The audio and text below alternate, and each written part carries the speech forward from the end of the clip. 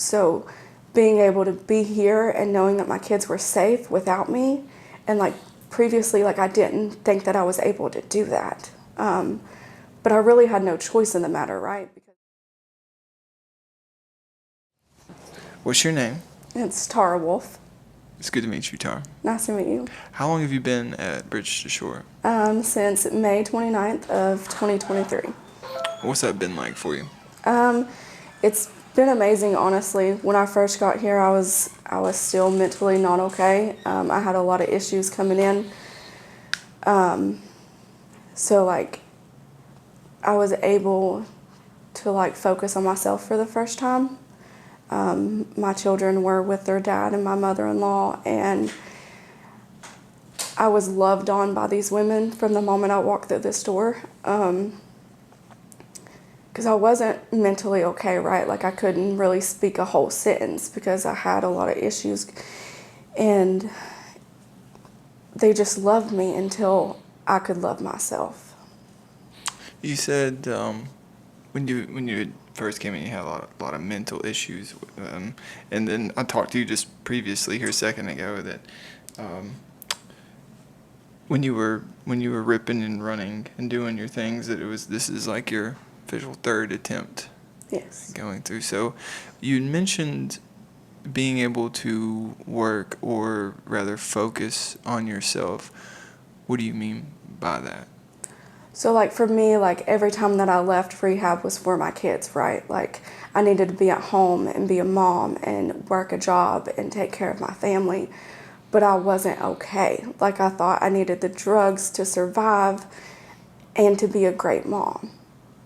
So being able to be here and knowing that my kids were safe without me, and like previously, like I didn't think that I was able to do that. But I really had no choice in the matter, right? Because like when I came back out, my motor functions weren't there. Like I couldn't even put my kids' shoes or socks on. How old are they? 3 and 4.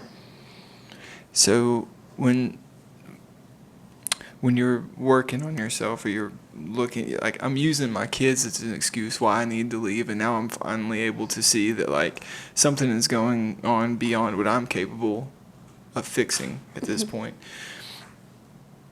What was the last week, maybe last few days in addiction like? So I woke up in Johnson City. You laugh about it. So it was crazy, right? Because like I blacked out. Like I really don't remember what led me there, but I woke up in the Johnson City Medical Center in a gown in a glass room.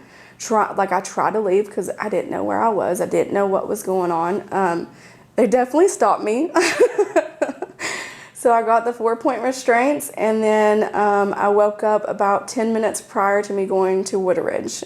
And so my goal was, when I got to Woodridge, was I could go back to Willow Ridge, right? Like that was what I kept telling them, because this was my second time at Woodridge. And I got to Willow, and that's when like everything hit me all at once, right? Like that's when my speech went away. It's when I started doing weird things. Like I would do this thing, like I had tics or something, I would get down on the ground and I'd pop it 5 times, and then I'd jump back up to the sky and like go woo like 5 times. Like it was really crazy, and the ladies knew me there, so they sent me to the hospital, and that's when I got put back into Turning Point, because at that point they didn't know what to do with me. They didn't know if it was... Were you aware that you were doing these things? Yes, like one of the ladies at Willow, she knew me, right? And I was like, I don't know what to do. I can't stop. Like, I need help. Something is wrong, right? Like, I don't know why I'm doing this, but I need you to fix it. Like, something's wrong. Like, I'm not okay. Like, this is not me. So I knew something was wrong, but I didn't know what it was or how to fix it. And I really thought like I was trapped in my own mind from the drug use. And that was the scariest thing in my life to go through. Because like I would be like looking at you, and I would wonder why you're just staring at me with a blank face, right? Well, in my head I was speaking to you, but nobody could hear me because I wasn't actually speaking. Sounds terrifying. It was very terrifying. So you make it through treatment like that? Make it through treatment. I was at Turning Point for like 10 days, which is unheard of. I got to see my kids in those 10 days. And I came to Bridge to Shore. And, like my big thing was I wanted to see my kids. I wanted to see my kids. I wanted to see my kids. And Tia really taught me that I needed to sit still. I needed to get better and focus on myself before I could get my kids. Oh. How can I take care of somebody else if I can't take care of myself? Do you remember like what it was like after you're coming out of this fog, and I'm like, okay, maybe I might be okay, or at least well enough to function, right? Yeah. What it was like meeting your kids at that point? So it was just like the realization when I could put my kids' socks and shoes back on. Like, that's something so silly, but like the fact that it was taken away from me was a huge hit because I've always taken care of them. Like, they were with me throughout my whole addiction. So like I needed that, and like the simple things like giving my kids a bath. Like I missed the little things that I did, putting them to bed, putting their cute little pajamas on. And I got to do that at Bridge to Shore. Yeah, absolutely, absolutely. Those things are not little things. I mean, the kids look up at whoever's taking care of them and doing these things, right? And they anchor. Like this is my person, right? Yeah. So it sounds to me like you're feeling yourself being anchored to. You're arising like purpose out of this. You're arising from whatever this illness is. How long have you been in recovery again? So this time around, like I came to Bridge to Shore September 29th of 2023. So I actually relapsed September 29th of 2023, and Tia's an amazing woman, and she kept me. And so like I heard this thing, my counselor at Willow was like, you need to chase your recovery like you chase your dope man. And that really stuck in my head, right? Like being at Bridge to Shore, I get to see all these wonderful women doing all the things, right? Changing their lives, getting their family back, doing incredible things. And I'm like, I could have that too. Like, what am I doing here? Like, I was just kind of like easing by, right? Like, and I just focused on the 12 steps and actually reaching out to people and being like, hey, I'm not okay. Because that's hard, right? Like, I don't want people to know that I'm not okay. But I did that. Are you're actively working 12 steps a day? Yes.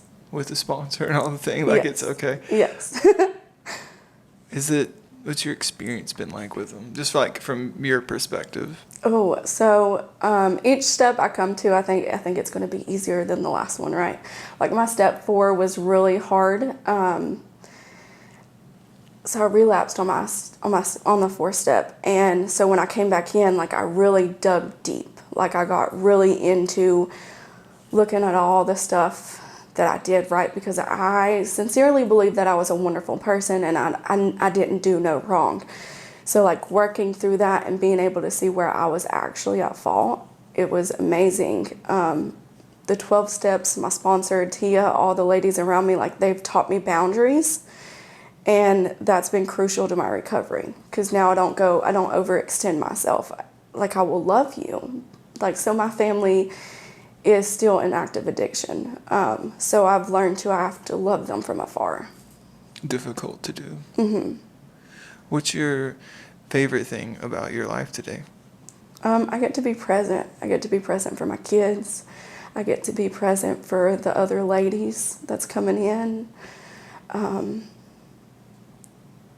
And being present for myself, right? Like, I know, like I've learned now that I have to put myself first before I could do anything else.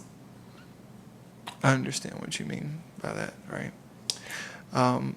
If somebody were to ask you on what your tools are to measure successful recovery, what do you think those would be? That's a hard question. All right, repeat it one more time. I'm sorry. If somebody were to ask you to measure what successful recovery looks like, what would you tell them?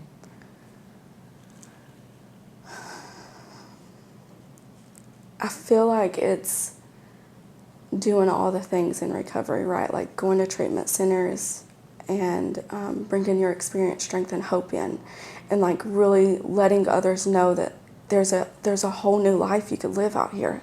Like you don't deserve to die.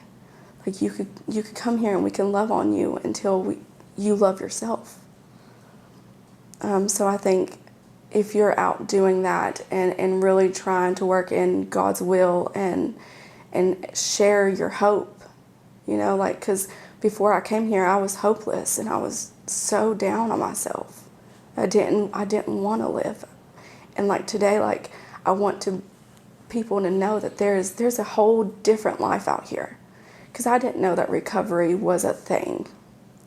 So like I want more people to know. So I feel like if you're out here letting people know, like having events, spreading awareness, you know, stopping the stigmatism, like all the things. You said thing, like you I guess when you air quotes when you said recovery is a thing, but what do you, like, you didn't know recovery was what? I didn't know that recovery was the recovery community here is so amazing. Like everywhere I've ever went when I first got here, like these people loved me from the time I walked through the first door. And I didn't know that recovery was so huge in our area. Okay, I get what you're saying for sure. For somebody like in your position, it's like their kids mean a lot to them, and we're getting our kids back. We're also setting boundaries, and we're showing them what to do and also what not to do. Yeah. Yeah. How do you think they look at mom today? When you watch them watch you, what do you see? I think the funniest thing, like my daughter's 4, right? So she'll play like meetings and she'll like sit down and she'll have like her little book. She'll be like, okay, we're in a meeting today. We need to be quiet and listen, and you're only gonna color or play on your tablet. And it's cute that like she sees it, and like she'll pretend like she's a sponsor. She'll be like, I need to call my sponsor. When you tell her no, she's like, uh-oh, I have to call my sponsor. I pray you don't ever have to have one. No doubt they're watching for sure. How do you think you live out your purpose today in your life? Like, just today?